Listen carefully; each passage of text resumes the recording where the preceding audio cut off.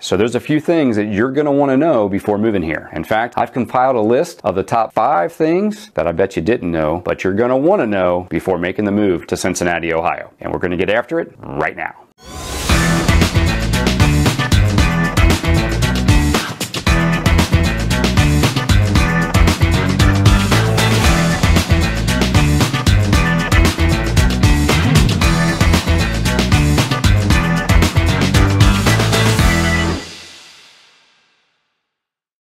What's up, everybody? My name is Shane from the Mean It Group. If this is the first time that you have visited the channel and you want to learn everything there is to know about work, eat, live, sleep, play, and the top 5 things that you must know before making a move to Cincinnati, Ohio, be sure to click the subscribe button, smash the bell so you're notified every time we upload a new video. And honestly, we get calls, text, emails every single day from folks just like you that are either moving or relocating here to Cincinnati, Ohio, and we absolutely love it. So if you're even thinking about the idea to move into the Queen City, be sure to reach out. Call us, text us, send us an email, days, nights, weekends, it doesn't matter. We got your back when moving to Cincinnati, Ohio. Okay, we're counting down the top 5 things that you need to know before making the move to Cincinnati, Ohio. And let's jump right in with number 5, and that is lack of public transportation. So if you're coming from a city like, say, New York, San Fran, Philly, Boston, places that have subway systems or trains, this is going to be an adjustment for you in Cincinnati if you rely on public transportation. We actually do have a subway. Not many people that live here know that because no one has ever ridden on it. I've learned that over 100 years ago, the city began building the subway. That was going to be a 16-mile subway system, but it really never came to fruition, and it's a $6 million tunnel that no one has seen.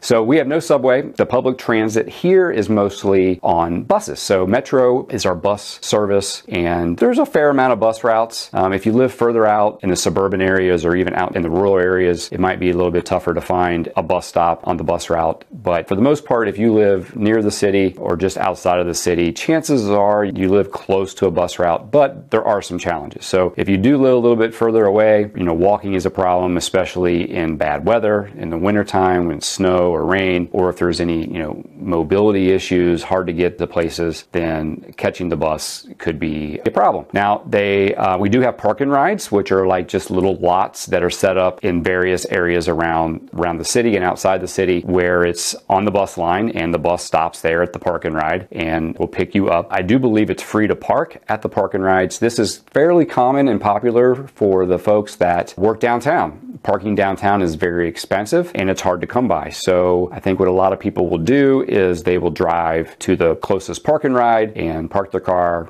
get on the bus, go downtown to work, catch the bus back at the end of the workday, and get dropped off at the park and ride. They get in the car and they go home. So there are options for public transportation. However, again, if you are coming from a major city that public transportation is just a way of life, this is not the case here in around Cincinnati. Rideshare, by now everyone has heard of Uber and Lyft. There are a few cab companies that are left around town, not very many, but you could call a cab. They're not real clean, at least in my opinion. But we do have a streetcar though. Downtown Cincinnati, we have a streetcar, which many people have joked that it's a streetcar to nowhere. There was a lot of controversy when the city wanted to spend the millions of dollars on building this streetcar to nowhere. It's actually I believe a 3.5 mile track that runs from downtown Cincinnati along the banks up to Finley Market.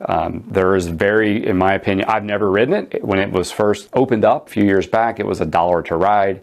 It's now free because no one was paying $1 to get on the streetcar. Maybe eventually they'll start paying you to ride it. I don't know. But again, they say it's the streetcar to nowhere. I have seen people riding the streetcar, but if you live downtown Cincinnati, you need to get up to Finley Market or to the library, or maybe even go into a few pubs and taverns. Other than that, in my opinion, it was an absolute waste of money, and that's the streetcar in downtown Cincinnati. So the bottom line is, if you are used to relying on public transportation, you want to make sure that you look in locations that are near the bus route, along the bus route, or just make sure that you're aware that you may need to buy a car if you don't currently have one, because that is the general means of transportation to get to and from work, running errands, stuff like that. So, all right, next up on the list, coming in at number 4, is traffic.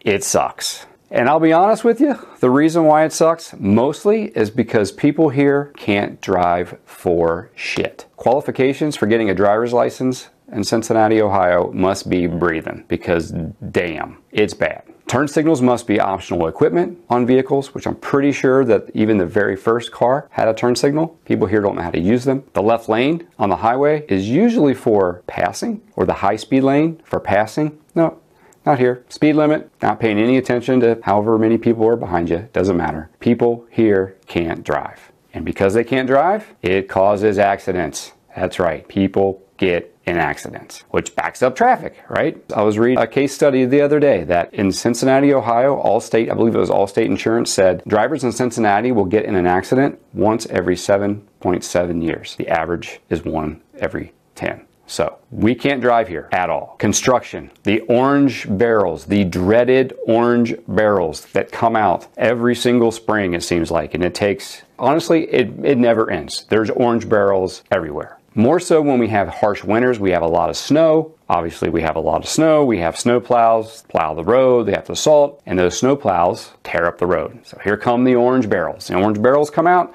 they got to close lanes. When they close lanes, it backs up traffic. And it never fails. It seems like that the only time they work is rush hour. I know it's not the case. They do try to work overnights and stuff like that, and those guys do work really, really hard. So if you're watching this and you are a road worker, we do appreciate you, but the orange barrels drive me crazy because it makes traffic awful. Also, the reason why those orange barrels come out is because our population keeps increases, we'll need more lanes. And in order to add lanes to the roads, we need the orange barrels to protect the workers to lay down the road. So it is just, it seems like it's in every spring, summer, fall occurrence that in Cincinnati, you're going to see orange barrels and you're going to be dealing with construction. So the traffic is going to be backed up. And then to top it off, our Interstate 71 and 75 convergence that goes over the Brent Spence Bridge, which is old and outdated and is finally getting a makeover, is the second largest chokehold in the entire country. And if you can steer clear that interchange 71-75, do it, because you will pull your hair out. If you have to commute to work and you have to take that route, it's going to add 2 hours to your day. It is awful. So the bottom line, the takeaway from this is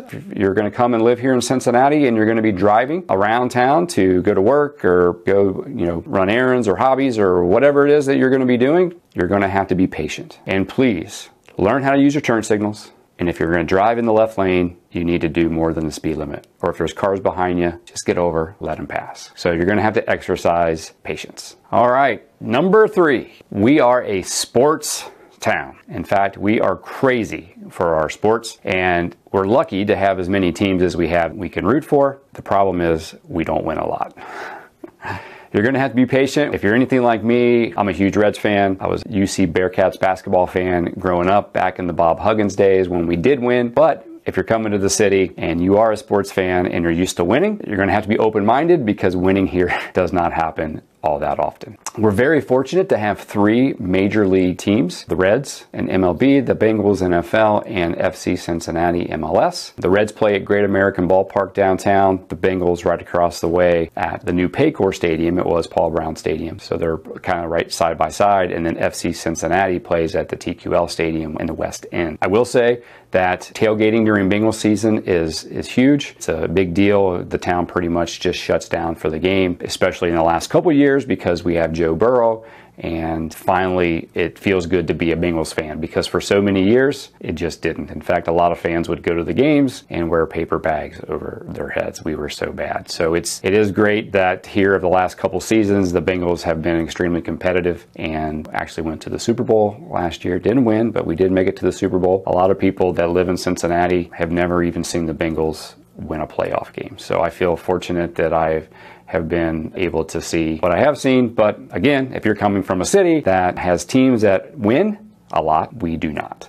The Reds, I will say, a lot of fun to go watch them play. Great American Ballpark is a great place to go watch a game. It's very fan friendly. They make it very affordable for you to attend games. They allow you to take your own snacks and bottled water and stuff like that into the game. I will say too that opening day should be a holiday here in Cincinnati. It sure feels like a holiday because, well, there's 100,000 people downtown celebrating and, you know, the Reds opening day, and we have a parade, which is big. It's been going on for a long time. So Reds opening day is a lot of fun, and we have high hopes for our team every single year, but it seems like about the All-Star break, we're already out of it. We lost 100 games last year. I think we're probably going to lose 100 again this year. FC Cincinnati is fairly new to the city. They joined, I believe, MLS in 2019 and got off to a rocky start, but they are starting to win. But I don't think it matters because soccer fans in this town, they love the team. They sell out almost every single game. I think the stadium holds almost 24 to 26,000 people, and they sell out almost every game. So again, it doesn't matter,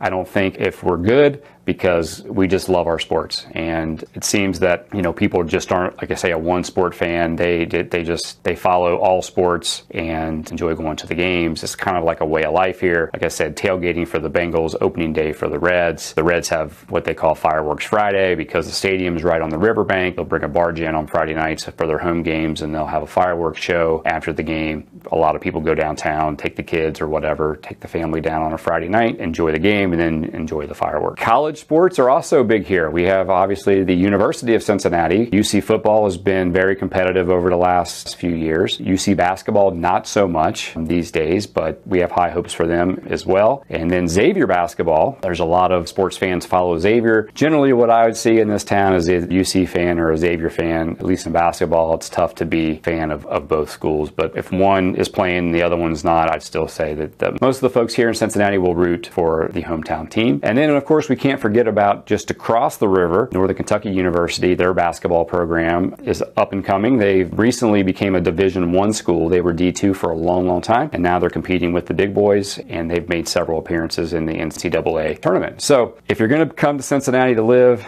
and you enjoy sports, you love sports, and you want to be a fan of our sports teams, you're just going to have to be patient. We are very critical here in Cincinnati. We have a lot of Monday morning quarterback where we all think that we can do better, and we criticize, we're quick to criticize, but in the end, we do love our teams, and we're very lucky, again, as a small market city, to have 3 major league sports franchises right here in town. So if you come to Cincinnati, again, be a patient sports fan. Okay, here we are to number 2 on the list, and this one is very important, especially if you suffer from allergies. That's right. So number 2 on the list is allergies here in Cincinnati, especially during the spring, summer, fall seasons, can be extremely difficult for some people. If you suffer from, well, we called it hay fever, at least that's what the doctor said to me when I was growing up, that he's got hay fever, take some Claritin, Zyrtec, whatever stuff over the counter, and you'll be fine. Yes, I had to deal with runny nose and watery eyes, sometimes a scratchy throat, stuff like that, but I didn't have any other underlying conditions. It was just a kind of a pain in the butt, and it was just one of those things that I knew that I was going to have to deal with. Later in life, I think I grew out of it because I don't seem to have as much problem with that. But if you are someone that has, say, asthma or any other type of respiratory,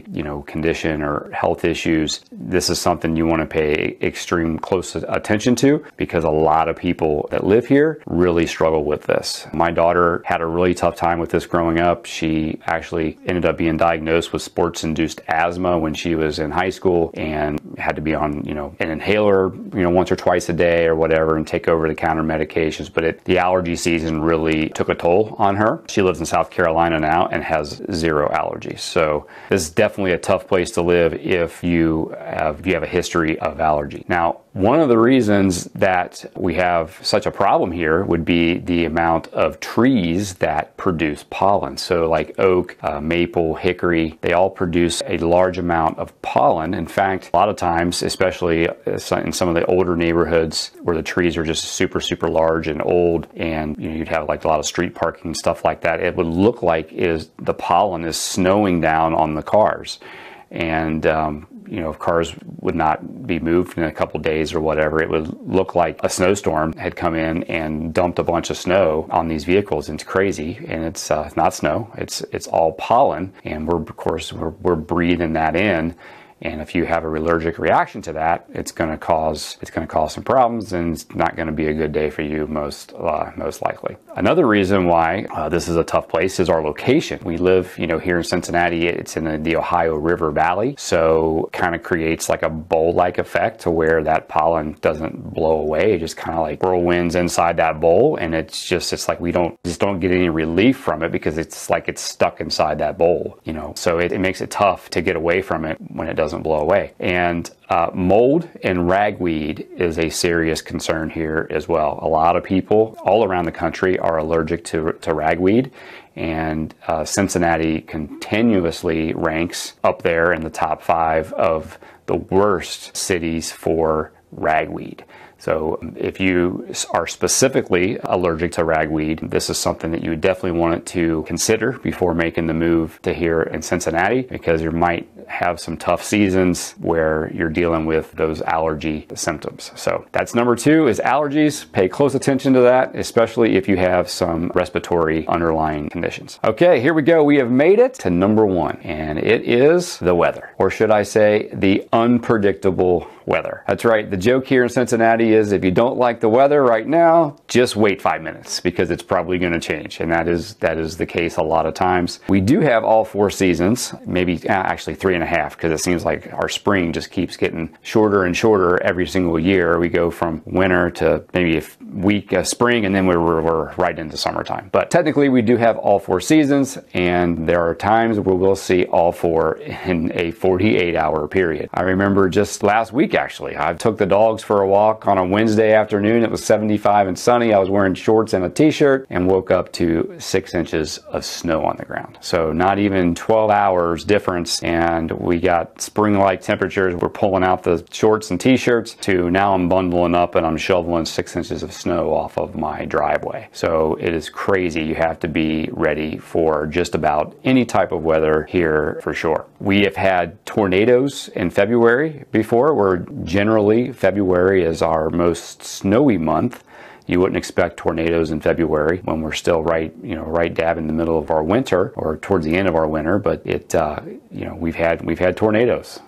And again, it's kind of hard to prepare for those things, but you have to be on the lookout for just about any type of weather all 12 months out of the year here in Cincinnati. There'll be times where we'll have a few warm days, say early spring or even late winter, and the plants think it's time to come out and start to bud, and then we'll get a freeze and it totally confuses the plants. So we got to be really, really careful if you're a gardener or you like your plants. And there will even be times in the middle of the summer or even early fall where, we'll get a cold night where you'll want to protect your plants, so you'll want to go out and maybe put a garbage bag or a sheet over your plants so they don't freeze, don't get frostbite. So the struggle is real. If you are the type that likes to say put away your summer clothes, maybe declutter your closet or your dresser drawers or whatever, and you want to put them away for the season, you're not going to be wearing shorts and a t-shirt during the winter, or even vice versa. Say it's the summertime and you want to put away your long sleeves and maybe your pants and heavy jackets and stuff like that. Unfortunately, you really can't do that, I would say, until July. And even then, we've had some summers where it's just been crazy and we've had some cold days or whatever. But it really makes it hard to plan for what you're going to do with your wardrobe. I mean, because again, you might be wearing shorts and a t-shirt, and then you have to go and dig out your coat and, long sleeve, long johns or whatever to wear